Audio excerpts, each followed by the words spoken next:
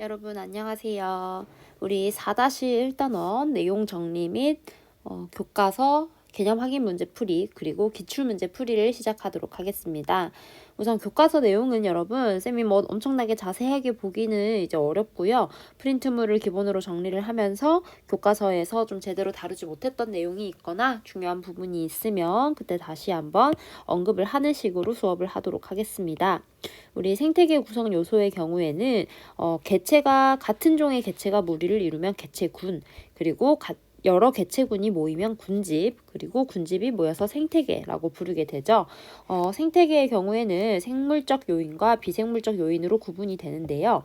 우리가 당연히 이들의 예시를 아는 것도 중요한데 특히 중요한 거는 비생물적 요소에 의해서 생물적 요소들이 어떻게 적응을 하며 살아가는지를 구분을 하는 것이 중요했습니다.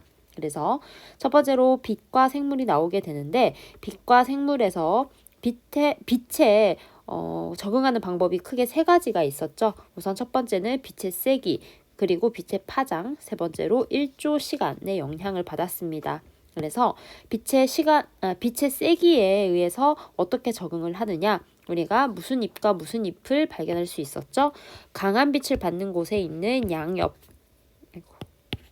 자, 강한 빛을 받는 곳에 발달하는 양엽과 약한 빛을 받는 곳에 발달하게 되는 음엽이 있었습니다.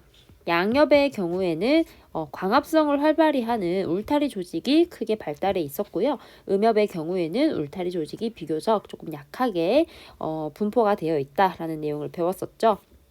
그 다음에 빛의 파장에 의해서 해조류의 서식 깊이가 달라졌는데요. 우선 해조류라는 거는 이렇게 녹조류, 갈조류, 홍조류가 있습니다.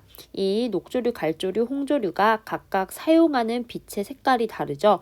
녹조류는 적색광, 갈조류는 황색광, 홍조류는 청색광을 잘 사용하기 때문에 각각의 빛이 도달하는 깊이에 따라 각각 해조류가 분포하는 서식 위치가 깊이가 다르다라는 내용을 배웠습니다. 그 다음 마지막으로 1조 시간을 배웠는데 1조 시간의 경우에는 동물의 생식이나 행동에 영향을 미쳐서 번식 시기 또는 겨울잠 또는 꽃이 피는 계절 이런 것들이 달라졌죠. 그래서 빛의 파장과 1조 시간 그리고 빛의 세기 이런 요소가 우리 생물적 요인들에게 영향을 끼친다라는 내용을 배웠고요. 온도와 생물을 보겠습니다.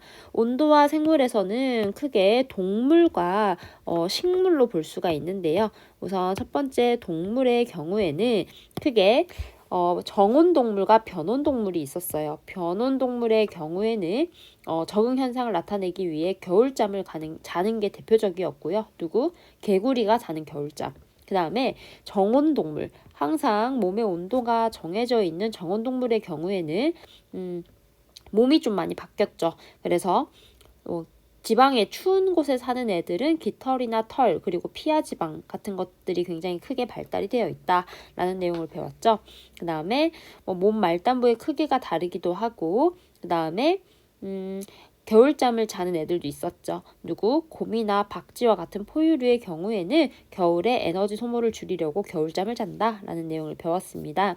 그 다음 식물의 경우에는 털송이풀 같은 것들이 교과서에 있었죠.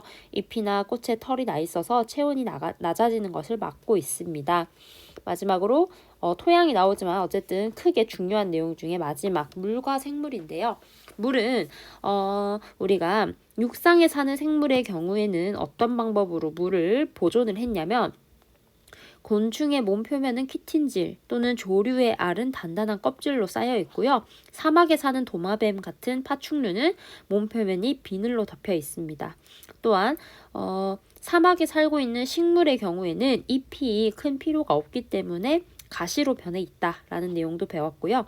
또 물에서 사는 식물의 경우에는 물을 흡수할 필요가 많이 없기 때문에 간다발이나 뿌리가 잘 발달하지 않는다는 내용을 배웠죠. 토양과 생물의 경우에는 한번 읽어보시고요. 우리가 어떤 예시를 주었을 때 어떤 환경적 요인에 의해서 이렇게 바뀌었는지를 다 구분을 할 수 있어야겠습니다. 인간과 생태계는 한번 읽어보고요. 생태계 평형 내용을 보도록 하겠습니다. 생태계 평형에서 크게 중요한 개념으로는 먹이 사슬, 먹이 그물, 생태 피라미드, 그리고 생태계 평형의 회복 과정 이런 것들을 좀 기억을 했어야 했는데 먹이 사슬과 먹이 그물이 있고요. 먹이 그물은 먹이 사슬 여러 개가 연결된 것을 의미를 하죠. 자, 그래서 항상 생산자에서 출발을 하게 되고 1차 소비자, 2차 소비자, 3차 소비자 등등등 이렇게 각각의 먹고 먹히는 관계가 잘 나와 있습니다. 자, 이때 우리가 각 영양 단계의 에너지 양, 개체 수, 생물량 같은 것들을 하위 영양 단계에서부터 차례로 쌓아 올리며 예쁜 삼각형 모양의 피라미드 모양을 이루게 됩니다. 이것을 우리가 생태 피라미드라고 부르게 되고요. 우리가 거꾸로 뒤집혀져 있는 거를 역 피라미드라고 부른다고 쌤이 프린트물에 적어놨거든요. 그러면 역 피라미드랑 그냥 피라미드도 있겠죠. 그냥 피라미드. 그래서 역 피라미드를 이루는 거는 뭐 몸집이라든가 또는 뭐 개체의 몸집보다는 개체의 질량 뭐 이런 것들이 있었고요. 피라미드 또는 정 피라미드 역 피라미드랑 구분하기 위해서 정 피라미드 모양을 이루는 거는 교과서에 있는 이러한 예시들이었죠. 에너지양, 개체수, 생물량. 네, 그래서 생태 피라미드가 이렇게 예쁜 정 피라미드 모양을 해야지 우리 생태계가 좀 안정하다라는 얘기를 배웠고요. 우리 이렇게 삼각형의 모양인 생태계 평형을 이루고 있는데 우리 생태계 평형이 깨졌을 때 예를 들어 1차 소비자가 이렇게 증가를 하는 경우에 어떻게 회복을 하느냐 생산자의 경우에는 감소하고 2차 소비자의 경우에는 먹이가 늘어나는 거기 때문에 증가하게 되겠죠. 그러면 시간이 지나면 1차 소비자가 다시 감소하게 되어서 결과적으로는 다시 원래 모양대로 생태계 평형을 유지한다, 회복한다 라는 내용으로 정리를 할 수가 있겠습니다. 환경변화 생태계는 여러분 꼼꼼하게 다 읽어보세요. 우리 교과서 내용도 읽어보고 쌤이 프린트물에 정리 열심히 해놨으니까 그걸로 공부를 하면 되겠습니다. 생태계 보전과 생물 다양성은 뭐 읽어보면 다 내용을 알 거예요. 그냥 우리 생태계를 보전하면 생물 다양성을 유지할 수 있고요. 또 반대로 생물 다양성이 높으면 역시 생태계도 안정적으로 유지됩니다. 또 생태계가 안정적으로 유지되면 인류의 생존에도 큰 영향을 끼치게 되겠죠. 도덕적인 내용입니다. 자, 지구 환경 변화와 인간 생활의 경우에는 우리 그래프를 잘 보시면요, 여러분. 지구온난화가 심해지고 있다는 것을 나타내고 있는 그래프인데 조금 해석을 잘 해야겠죠.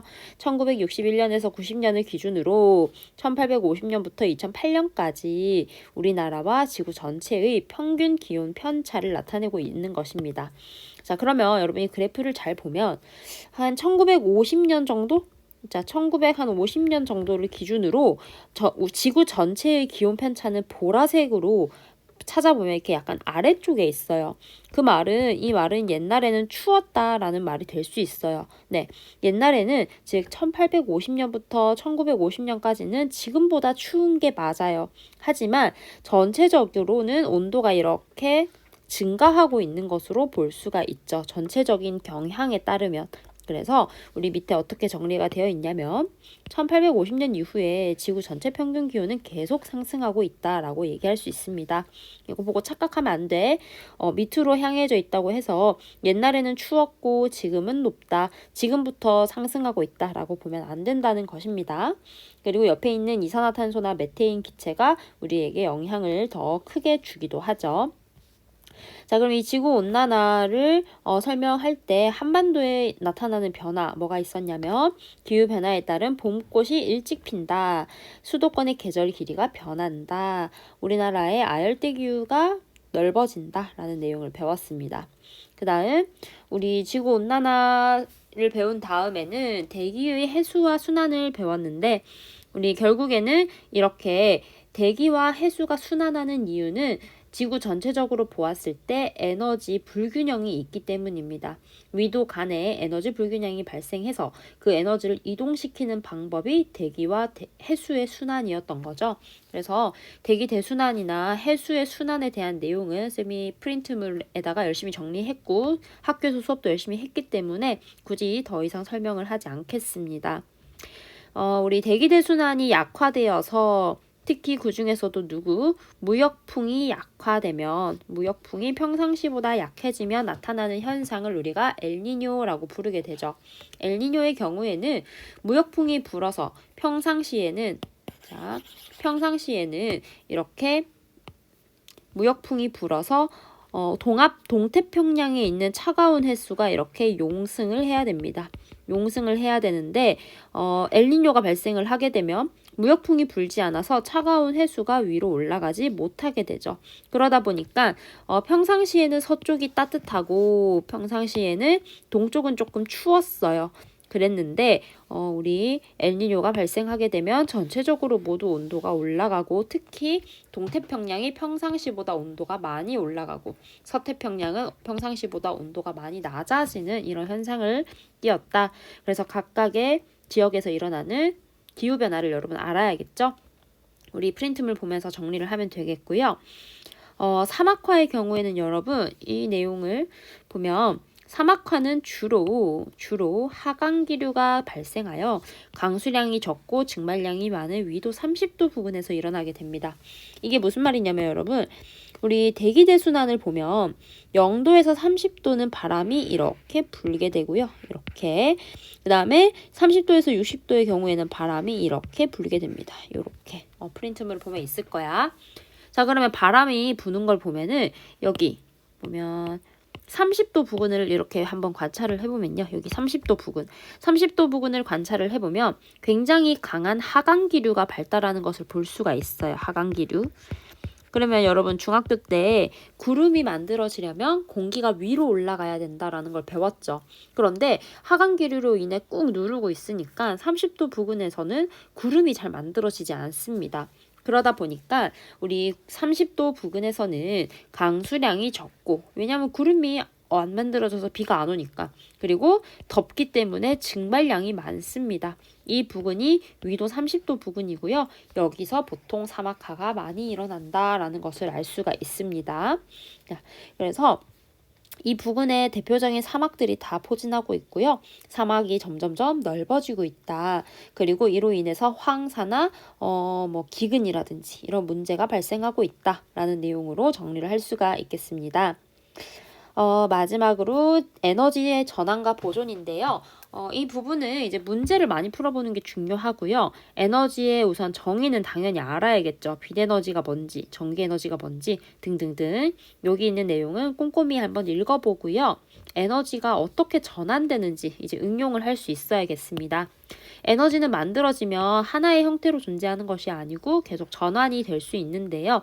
교과서에 있는 이 전환 예시들 잘 읽어보고 여기에 소개되어 있지 않더라도 옆에 휴대폰의 사용 예시도 쌤이 프린트물에 정리를 했으니까 꼭 읽어보도록 합니다. 그러면 에너지가 전환될 때 어떤 특징이 있죠, 여러분? 새롭게 생겨나거나 소멸되지 않는 특징이 있죠. 그래서 전체적으로 에너지가 보존되게 됩니다. 보존됨에도 불구하고 우리는 절약을 해야 되는 이유는 다시 사용하기 어려운 형태로 변하기 때문인 거죠. 그러면 우리는 효율적으로 사용할 필요가 있겠네요. 그러면 우리 에너지 효율을 어떻게 표현을 하는가라는 것을 볼 건데 공급한 에너지 중에서 유용하게 사용된 에너지의 비율을 에너지 효율이라고 부릅니다. 특히 우리가 많이 쓰는 일상생활에서 많이 쓰는 열기관에서의 효율을 열효율이라고 부르는데요. 이 그림 열기관에서 Q1이라는 에너지를 받아서 W만큼 일을 하고 Q2만큼 남은 에너지를 저열원으로 보낼 때 우리가 열효율을 이런 공식으로 표현을 할 수가 있죠. Q1분의 W 또는 Q1분의 Q1-Q2로 표현을 할 수가 있습니다. W는 Q1-Q2니까요. 네, 이 공식을 이용을 할 수가 있고요. 공식 백날 공부해봤자 문제 안 풀어보면 못 풀어요. 그러니까 문제도 꼭 푸는 연습을 하도록 합니다. 우리 이렇게 에너지를 효율적으로 사용하기 위해 일상생활에서 어떻게 사용을 하냐면 우리 하이브리드 자동차의 경우에는 운행 중 버려지는 에너지를 전기 에너지로 전환해서 다시 사용을 하게 됩니다. 그래서 우리 배터리에 저장이 되고 언덕을 내려올 때 운동 에너지가 전기 에너지로 전환된다 라는 내용 확인할 수 있고요. 그 다음에 가정용 조명기구의 경우에는 백열등이 가장 에너지 효율이 낮고 그 다음 형광등, 그 다음 LED 이렇게 점점점 에너지 효율이 높은 쪽으로 사용을 많이 하고 있고요. 마지막으로 에너지 소비 효율 등급을 표시를 해서 우리 소비자들이 골라서 살 수 있게 해주고, 대기전력 저감이 우수한 제품은 스티커를 붙여서 또 이런 제품을 고를 수 있게 노력을 하고 있습니다. 자, 그럼 우리 교과서 중단원 평가 문제를 한번 보려고 하는데요. 빨리 풀어보도록 하겠습니다. 쌤이 어제 수업을 하나 찍고 날렸거든. 어제 수업은 40분치 찍었는데 날렸어. 그래서 오늘 수업, 지금 찍고 있는 수업은 40분을 안 넘기는 게 쌤 목표인데요. 한번 풀어보도록 하겠습니다. 대충 풀지는 않을게. 1번. 생태계의 각 구성 요소에 해당하는 것을 보기에서 모두 고르시오. 기호로 적겠는데요. 생산자에 해당하는 것은 광합성을 하는 걸 찾으면 되겠네요. 기역과 치읓, 벼와 식물 플랑크톤 같은 것들이 있고요. 소비자, 우리 생산자를 먹고 사는 애들은 누가 있느냐? 토끼, 디귿, 그 다음 여우, 미음, 사슴, 비읍이 있겠습니다. 분해자의 경우에는 이응, 세균, 지읒, 곰팡이 같은 애들이 있고요. 비생물적 요인으로는 니은, 빛, 리을, 온도, 그 다음 시옷, 토양 이런 애들이 있겠네요. 쉬운 문제고요. 생물이 환경에 적응한 사례를 옳게 설명한 것은 우선 기역의 경우에는 틀린 말이겠죠. 왜? 온도에 적응한 결과가 아니고 빛의 파장에 적응을 한 결과이고요. 니은은 맞는 말이죠. 도마뱀의 몸 표면이 비늘로 덮여 있는 것은 수분 보존을 위해서다. 디귿, 툰드라에 서식하는 철송이풀의 경우에는 빛이 적은 환경이 아니고 뭐죠? 온도가 낮은 환경에 적응하기 위해서 털이 나 있습니다. 그래서 정답이 니은이겠다. 3번. 그림은 어떤 해양 생태계의 먹이 그물을 나타낸 것인데 가장 많은 영양 단계로 이루어진 먹이 사슬을 찾아서 생태 피라미드로 나타내라고 합니다. 자, 그러면 쌤이랑 천천히 한번 가장 긴 영양 단계로 이루어진, 즉 가장 긴 먹이 사슬을 찾아보려고 하는데요. 자, 한번 찾아봅시다. 식물 플랑크톤으로부터 시작을 해야 되죠. 왜냐하면 식물 플랑크톤이 뭐이기 때문에 얘가 생산자잖아요. 그쵸? 그리고 그림을 딱 봤을 때 누가 최종 소비자야? 고래겠죠. 고래가 최종 소비자입니다. 그러면 가장 긴 먹이 사슬은 플랑크톤에서 시작을 해서 동물 플랑크톤으로 이렇게 가게 되고요. 그 다음에 크릴에 가게 됩니다. 크릴. 그 다음에 크릴이 누구에게 잡아먹히냐면 청어에게 가고요. 청어는 오징어한테, 오징어는 펭귄한테, 펭귄은 바다표범한테, 바다표범은 고래에게 이렇게 잡아먹히는 관계를 보면 우리가 가장 많은 영양 단계를 찾을 수 있고요.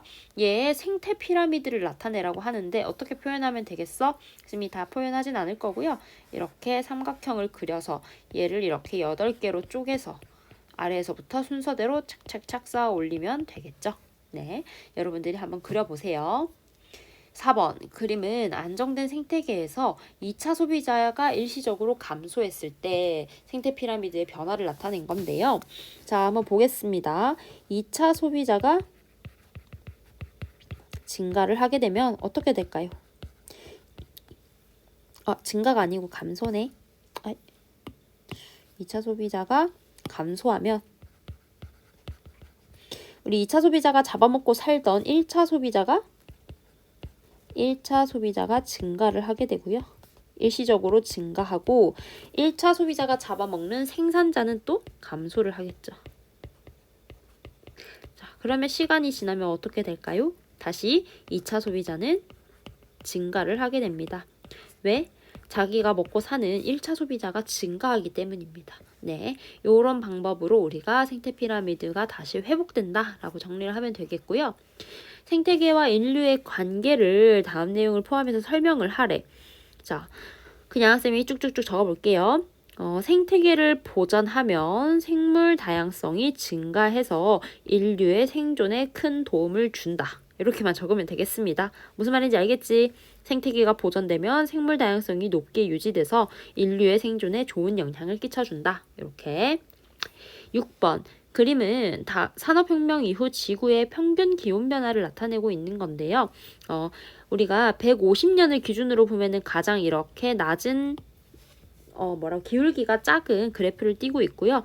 최근 25년을 기준으로 했을 때는 굉장히 가파른 모습을 볼 수가 있습니다. 즉, 길게 잡았을 때보다 제일 최근에 온도가 급격하게 올라가고 있다는 걸 알 수 있죠. 기억, 최근 들어 기온이 더 빠르게 상승하고 있는 것 맞습니다. 니은, 기온 변화는 인간의 활동과 밀접한 관련이 있는 것 맞죠? 디귿, 기온 변화는 생물 다양성에 긍정적인 영향 틀렸습니다. 부정적인 영향을 미칠 것이다. 정답 기억, 니은이 되겠습니다.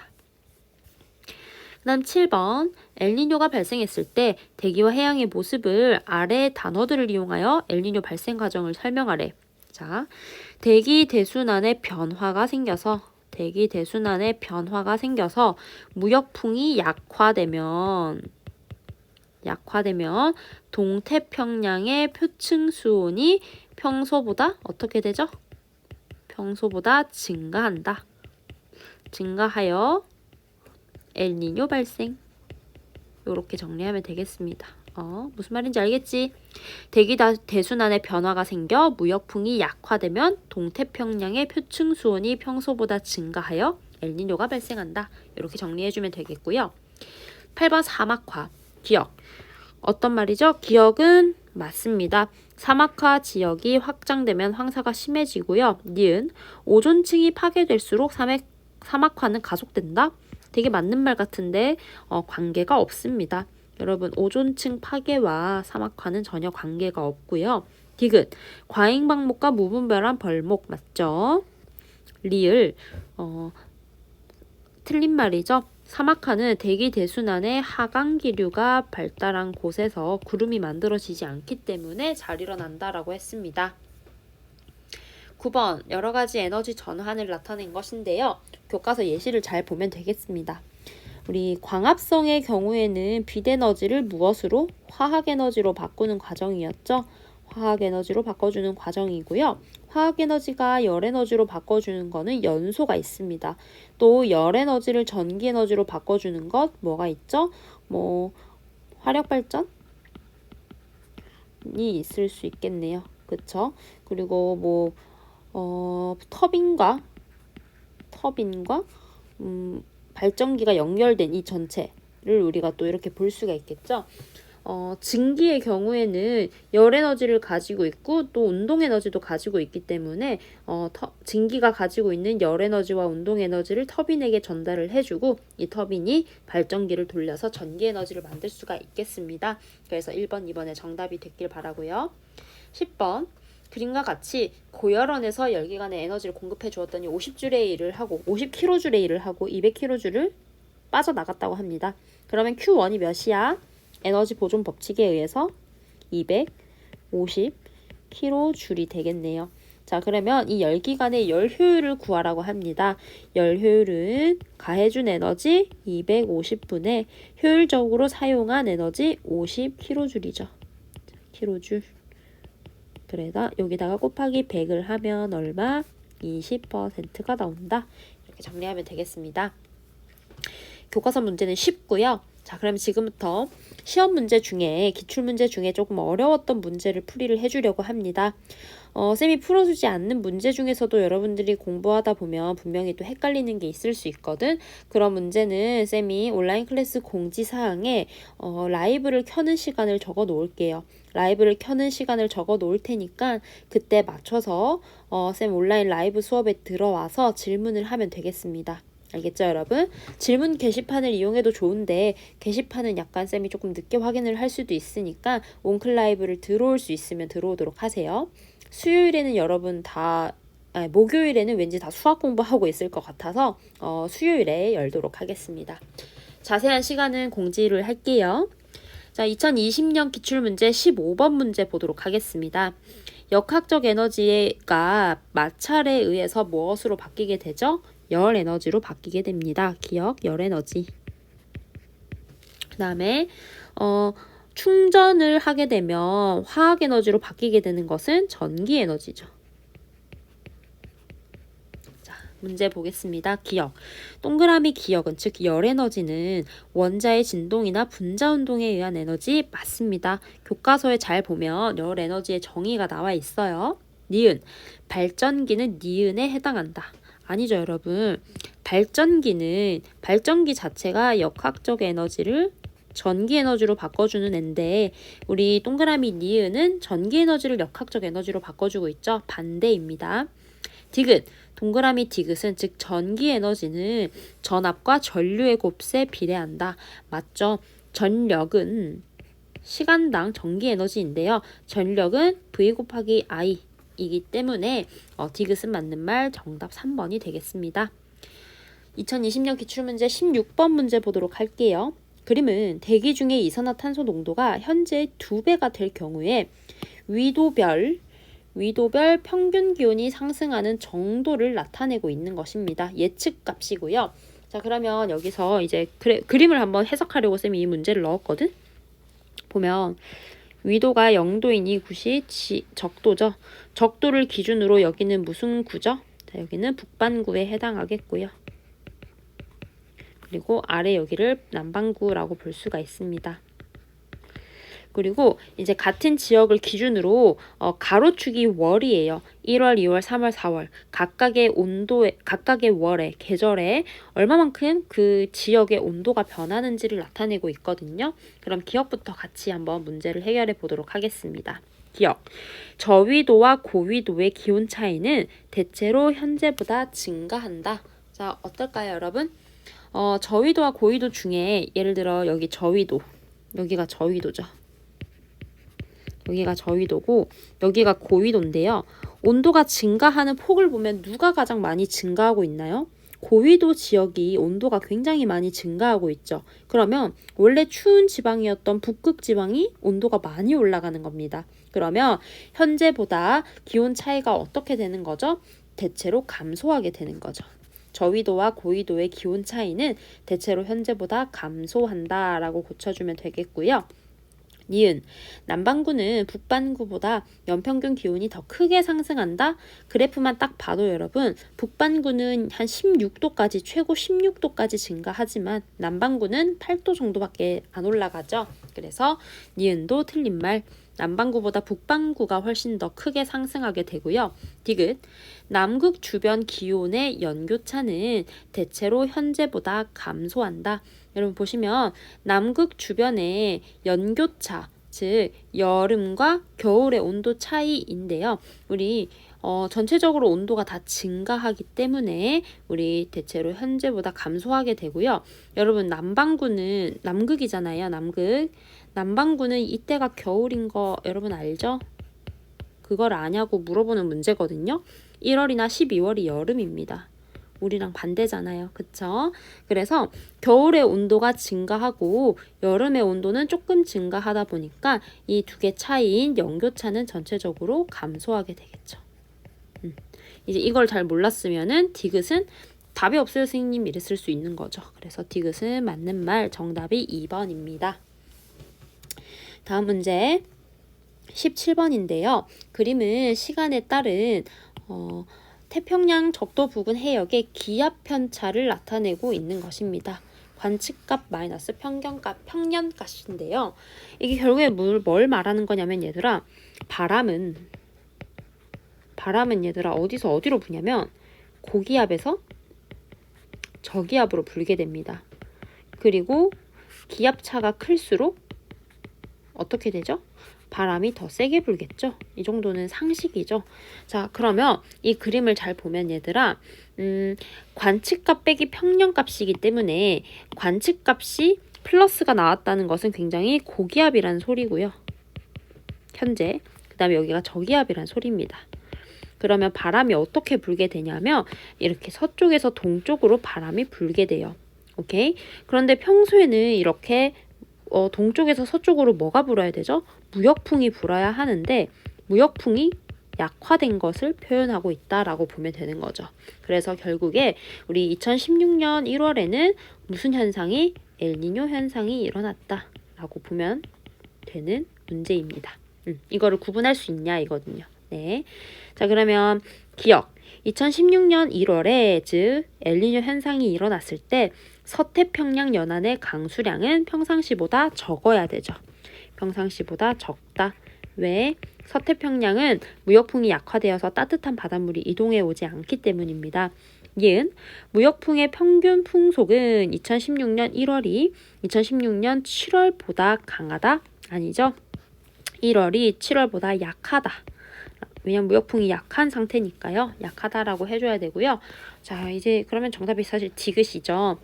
동태평양 연안의 용승은 2016년 7월이 2016년 1월보다 활발한 것 맞죠? 왜냐하면 7월은 평상시고 1월은 엘니뇨니까. 네, 그래서 정답이 또 2번이 되겠습니다. 이 두 문제가 다 자료를 해석할 수 있는지에 대한 문제거든요. 그래서 이렇게 지구과학 새로운 자료들 어색해하지 마시고요. 자, 2020년 열기관 문제입니다. 글로만 나와 있는데 이런 거를 여러분 그림으로 고치면 조금 더 빨리 이해할 수 있겠죠? 고열원에서 Q1이 15kJ였고요. 얘가 열기관을 지났더니 어떻게 됐어? W만큼 일을 하고 그 다음 Q2로 12kJ만큼 나갔다고 합니다. 그러면 우리 W는 얼마? 유용하게 한 일은 3kJ이라는 것을 알 수 있습니다. W는 3kJ이고요. 열기관의 열효율을 구하라고 합니다. 열기관의 열효율 E는 공급해준 에너지 15분에 유용하게 사용한 에너지 3 곱하기 100이니까 얼마죠?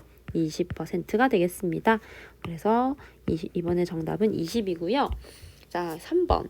Q1이 20일 때 이 열기관이 외부에 하는 일의 양을 구하라고 합니다. 조금 꼬운 문제인데요. 가해준 에너지가 20이라고 합니다. 그리고 얘가 얼마만큼 일을 하는지는 모르겠어. 그런데 얘에다가 곱하기 100을 했더니 같은 열기관이죠. 같은 열기관이므로 열효율이 얼마가 나와야 되죠? 20이 나와야 되죠. 20이 나오겠습니다.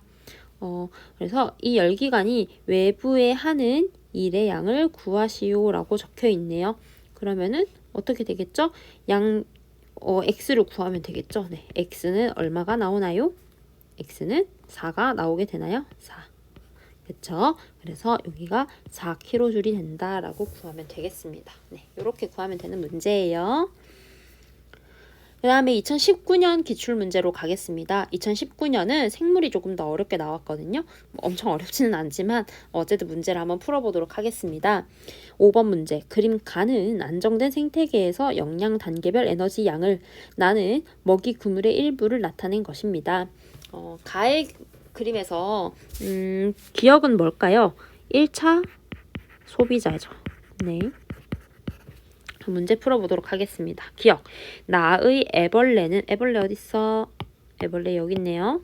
자, 나의 애벌레의 경우에는 가의 기억에 속한다. 나는 보면 나무를 잡아먹고 사는 뭐죠? 1차 소비자죠. 그리고 기억에 속하냐라고 물었으니까 맞는 말에 해당하겠습니다. 니은 나의 생물은 모두 열 에너지를 방출한다. 자, 나의 생물은 얘들아 생산자, 소비자 가릴 거 없이 모두 호흡을 하는 생명체죠. 그러므로 열 에너지를 방출하는 것 맞습니다. 디귿 거미의 에너지 양은 5kcal/m 제곱 per 1이다. 곱하기 1이다. 자, 보면 얘들아 거미는 요 그림에서 거미 노란색으로 찍어볼게요. 거미죠. 자, 거미는 몇 차 소비자일까요, 여러분? 거미는 해당하고 있는 먹이 사슬이 이렇게 나비를 거쳐 거미 또는 애벌레를 거쳐 거미 두 개가 있거든요. 둘 다 거미는 2차 소비자에 해당합니다. 근데 우리 가 그림에서 5kcal를 나타내고 있는 것은 3차 소비자죠. 그쵸? 그래서 우리 거미의 에너지량은 이것에 해당하지 않는다라고 보면 되겠습니다. 네, 정답이 3번이겠네요. 그래서 먹이 사슬을 이렇게 해부할 수 있느냐라는 내용이고요. 서답형 2번. 다음은 해양 생태계에서 먹이 사슬을 이루고 있는 세 종류의 생물을 나타낸 것인데요. 에너지가 전달되는 순서는 생산자부터 시작해야 되죠. 그래서 식물성 플랑크톤에서 멸치로 전달이 되고요. 멸치를 또 잡아먹는 오징어로 우리 에너지가 전달이 되게 됩니다. 당연히 이 서술형이 이런 식으로 쓰면 안 되죠. 여러분 쌤이 풀이해줄 때 쓰는 거고 여러분은 다 정자로 적어야 됩니다. 혹시나 또 해가지고 그 노초파 썼던 거 생각나가지고 이렇게 쓰면 안 돼요. 2번 기역 니은에 해당하는 알맞은 말을 쓰라고 하는데 멸치의 개체수가 감소하면 오징어 개체수는 어떻게 돼요?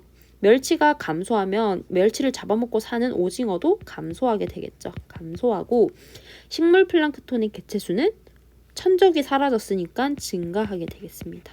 네. 3번 멸치의 개체수가 감소하는 직접적인 원인에 해당하는 것은 환경오염이 있고요. 또 멸치의 남획이 있겠습니다. 이거 두 개 말고는 정답이 없어요. 그 다음 얘가 마지막 문제인데요. 엘니뇨 문제입니다. 가와 나를 비교했을 때 동태평양을 한번 볼게요, 여러분. 동태평양의 모습을 이렇게 한번 살펴보면 동태평양을 살펴보면 가보다 나일 때 훨씬 더 추운 것을 볼 수 있죠. 온도가. 그쵸? 그래서 나가 평상시에 해당하겠고요. 가가 엘니뇨 발생 시로 보면 되겠습니다. 1번 가, 나 중 엘니뇨 발생 시의 모습은 가이다.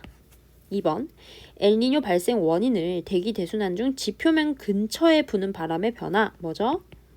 무역풍, 약화. 3번 제시된 단어를 이용하여 엘니뇨 시기에 나타나는 현상에 대한 설명을 완성하라고 하네요. 자, 그러면 한번 같이 해보자. 1번부터 평상시에는 적도 부근 따뜻한 표층 해수가 어느 쪽? 동태평양 쪽으로 이동을 서태평양 쪽으로 이동을 해야 되죠. 서태평양 쪽으로 이동을 해서 많은 비가 내리고 어디는 동태평양 지역은 용승 현상이 일어나게 됩니다. 근데 하지만 엘니뇨가 발생하게 되면 서태평양 지역은 강수량이 어떻게 되죠? 감소하게 되죠. 따뜻한 바닷물이 안 오니까. 그래서 뭐가 발생하게 되죠? 가뭄이 발생하게 됩니다. 동태평양 지역은 어획량이 또 똑같이 감소하게 되고요. 이때 뭐가 또 발생할 수 있죠? 폭우가 발생할 수 있습니다. 평소보다 온도가 높기 때문입니다. 그렇죠? 자, 그럼 여러분 이제 이런 문제 풀 때 문제에서 엘니뇨 시기에 나타나는 대한 현상을 대시된 단어를 모두 이용하라는 말이 없죠. 모두 이용하라는 말이 없기 때문에 증가라는 단어는 사용되지 않는 것입니다. 이런 것도 헷갈려서 어디든 증가를 끼워 넣어야겠다고 막 이렇게 아둥바둥 하지 말고 문제를 잘 읽어보세요. 네. 자, 그럼 여기까지 하면 오늘 쌤 수업 준비한 부분은 끝이고요. 쌤이 1단원이랑 2단원이랑 동시에 올렸으니까 여러분 자유롭게 목요일까지만 강의를 들으면 됩니다. 뭐 꼭 시간표에 맞춰서 들을 필요 없고요. 여러분 공부하는데 방해라고 하기엔 조금 그렇지만 공부를 할 때 계획적으로 할 수 있도록 강의는 여러분 시간이 될 때 목요일 이전에만 들으면 되겠습니다. 고생했습니다. 다음 시간에는 전류 전압 이게 제 중2단원 내용으로 찾아올게요. 안녕.